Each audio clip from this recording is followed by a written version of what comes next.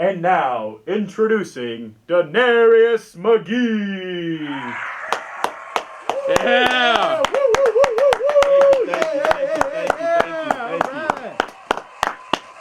Thank you.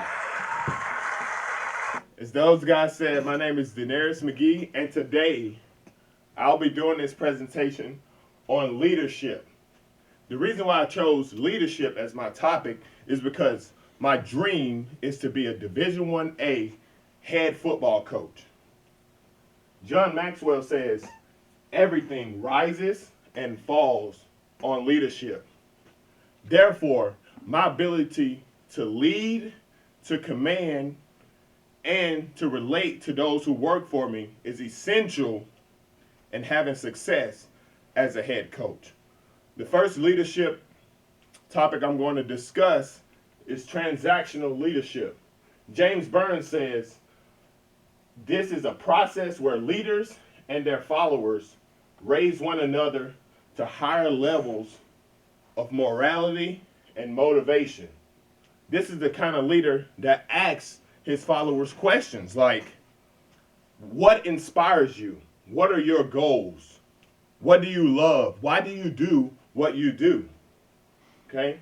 They create a vision for the program and then uses the questions that they ask and the answers from those questions from their followers to inspire them to do extra, to do the things that other programs aren't doing. The danger of this kind of leadership tactic is that some leaders don't know where to draw the line. Okay? They get so involved with their subordinates that they aren't able to command them. They feel guilty for giving them more responsibility, etc. Now, the next leadership style is situational leadership. This is a leadership style that's based on the style or the development of the follower. For instance, we have four types of situational leadership. Okay? The first is directing. All right? This is the minimum motivation, commitment, or lack of ability of a follower. Okay? So if someone isn't committed and they don't have the competency to do the job, then you're going to use this type of leadership, a directing type of situational leadership, to get them where they need to be. Okay? The answer is to recommunicate the goals you have for them and deliver a step-by-step process for them to do so. With this kind of leader, you have to ensure that you kind of micromanage them to make sure they're on task and make sure they understand exactly what they need to do to be successful. The next type is coaching. Okay, this is the type you usually use on a freshman. In my case, because I'm a graduate assistant that's coming into a program, they're like extremely excited to be in college. Okay, extremely excited to play at this level, but they don't have the necessary skills to play at this level. They need to develop. Therefore, what you do, you have to coach them. Okay? You have to provide the proper training. All right? And then encourage them as they continue to develop, an effort to get them on the field, an effort to get them to achieve their goals. The next type of situational leadership is supporting. This is when someone is competent. Okay, they're smart, they have the skills to get the job done, but they lack the motivation. They're not committed to the process. They're not committed to getting better, even though they have the skills. So therefore, the answer is asking what's the cause of the lack of commitment or the cause of the lack of motivation. Many times, they'll give you the answer, and what you do is you use that answer to help them become more motivated. Okay? The last but not least, part of this type of leadership, this situational leadership, is delegation. Now, this is where you want all of your coworkers or your subordinates to be. You want them to be competent and motivated. This kind of worker, you just give them an assignment and they know how to get it done. They know the time frame. They understand that it needs to what level it needs to be done at. And the one thing you need to do with these type of workers is just encourage them. It's just support what they're doing.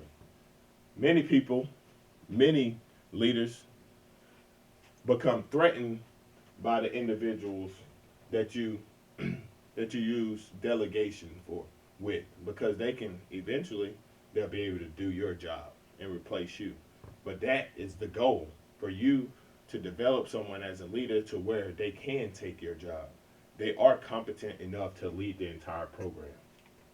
Okay, the next one is the authentic leader, the ability to be real, to be legitimate. Okay, this promotes openness. Like when you're authentic, people are open to you. When you're not authentic, they can't trust you. Therefore, they don't open up to you, or you don't find out things going on at the lower levels of your program that you have to correct in order to have the most success you possibly can. Okay, no, they create trust and increase production. Know the true standard of the organization. Okay. The opposite creates drama in the workplace, disloyalty, lack of motivation, and no one trusts anyone else. This is the kind of leadership that is essential in order to have success. Okay. The next one is essential as well, to be ethical. Okay, operating in a moral way or accepting no corruption. Okay, for instance, the Penn State case with Jerry Sandusky. Joe Paterno, in his time at Penn State, was viewed as an exceptional leader that didn't compromise for anything. Anytime his players got into trouble or did something they weren't supposed to do, he reprimanded them for it. Okay, due to this, they developed a clean program. But he was unethical. He was not ethical when he allowed his defensive coordinator to continue working with him, even though he knew that he was molesting children. Okay, in the Enron case, executives Kenneth Lay and Andrew Fastow, they were unethical in the business that they were producing. Okay, they accepted loans or accepted people's money, but was using a pyramid scheme in order to pay others back as an investment firm. Okay, this was very unethical, and they ended up being in jail, getting prison time for that. Now, Joker Phillips, on the other hand, he was a recruiter for the University of Florida. Okay, he was their receivers coach, and his unethical activity was illegally recruiting prospects. He would do things like contact him when it was a non-contact period in the NCAA. This caused all of these guys. What do you think? Actually, slow down. What do you think all of these leaders have in common? The answer is all of these guys, all of these leaders of Penn State, Enron, and a leader at the University of Florida, Joker Phillips, they were all fired due to unethical activity. So it is essential that you are an ethical leader in order to keep your job. The next one is the transactional leader. This is a managerial leader focused on supervising, organizing, and performance. Okay, this boss pushes you to perform at the highest level, does whatever it takes to help you perform better and better and better. Okay, uses clear communication regarding rewards and punishment for bad performance.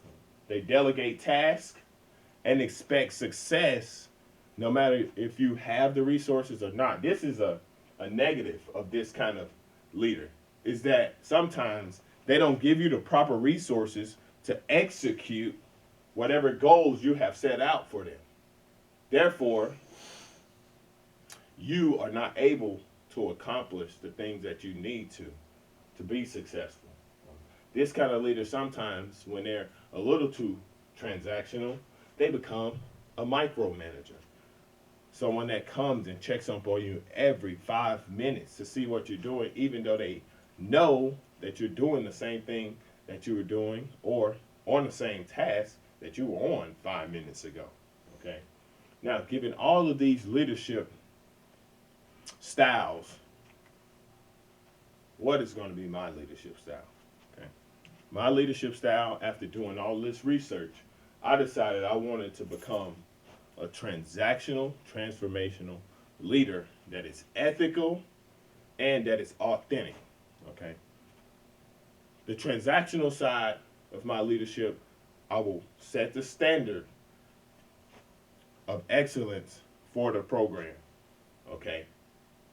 And making sure that everyone in the program knows what they're doing. Everyone has a specific job and job description. Therefore, if there's any lack of performance, I know exactly who to go to in order to solve the problem. The transformational side of me is going to make sure I get to know those who work for me. Make sure that I know what their goals are. I know what inspires them. I know what their purpose is. So, in tough times, I can help them push through because I can keep them focused on their purpose, on their goals, even though things aren't going as well. It is essential, as we discussed earlier, that I'm ethical, okay? That I work with more morals.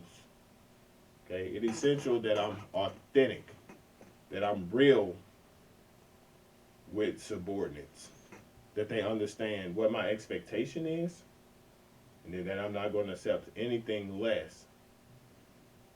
Thank you. My name is Dinesh McGee, and this is my leadership style.